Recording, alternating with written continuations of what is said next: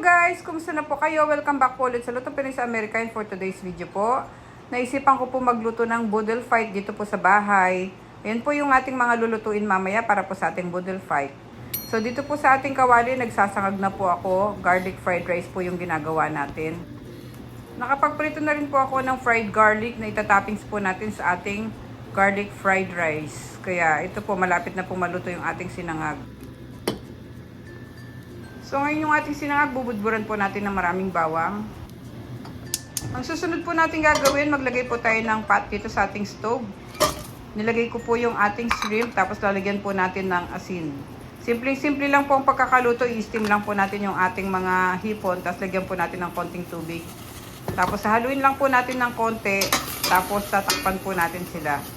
Hintayin po natin silang mag-orange. Napakasimple lang po niyan guys, walang mantika. Ganyan lang po ang gusto namin, masarap po.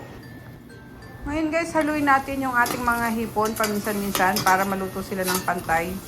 Pagkatapos ilagay ulit natin yung takip para hintayin pa natin silang ma-steam. Ngayon po luto na yung ating mga hipon, pwede na po natin silang ilagay sa ating serving plate.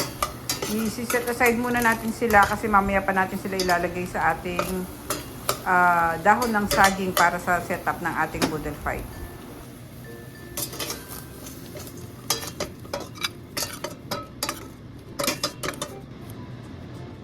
Susunod kong isasalang tong ating okra at yung ating ampalaya.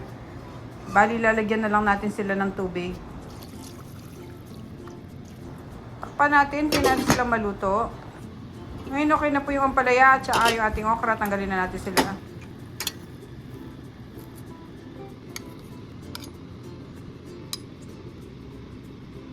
Dito na po tayo sa backyard guys. Lutuin natin yung ating i-grill na isda at saka yung hotdog.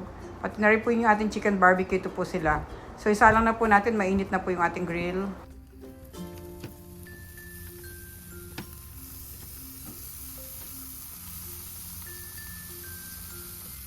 Sasabay ko na rin po yung bangus dito sa gilid, pati po yung ating talong. Yung bangus po natin guys, pinalamanan lang natin yan ng sibuyas at saka kamatis. So ito, baliktarin na natin yung ating chicken barbecue para hindi sila masunog.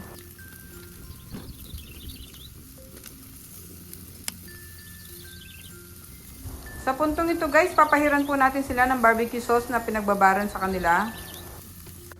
Ito pong ating mga hotdog, pinakuluan ko rin po sa tubig kanina. Ngayon papahiran ko po sila ng olive oil para po mas okay po. Tapos hindi sila didikit sa ating grill. Ngayon luto na yung kabila ng talong, baliktarin natin sila para hindi sila masunog.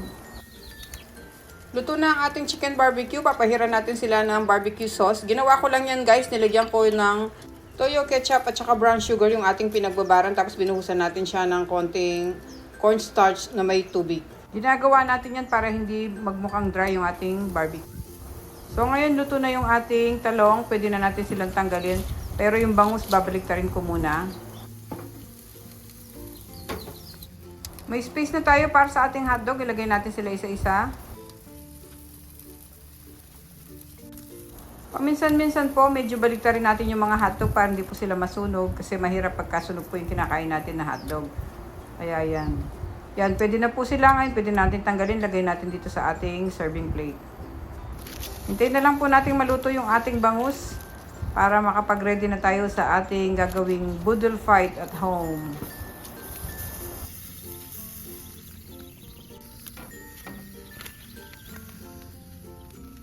Luto na po yung ating bangus guys. Pwede na tayo mag-set up ng ating boodle fight.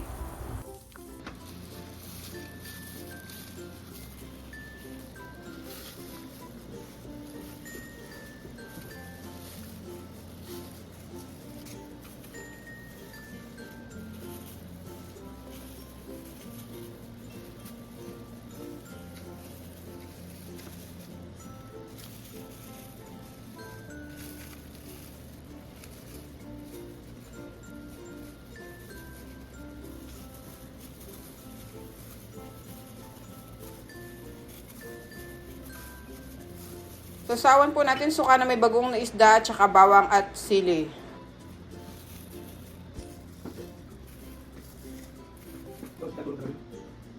Okay guys, maraming salamat po ulit sa panonood dito sa aming channel, Luto Pinoy sa Amerika. Sana po nagustuhan niyo po yung ating mini boodle fight setup at home. Ayan po, napakasarap po niyan. Kain na po tayo. At maraming salamat po ulit sa mga sumusuporta sa Luto Pinoy sa Amerika. At God bless po sa ating lahat, guys. Maraming salamat po sa Diyos sa panibagong araw na naman po nakalipas sa atin. Ingat po tayong lahat. Magkita-kita po tayo sa susunod naming video. Salamat po.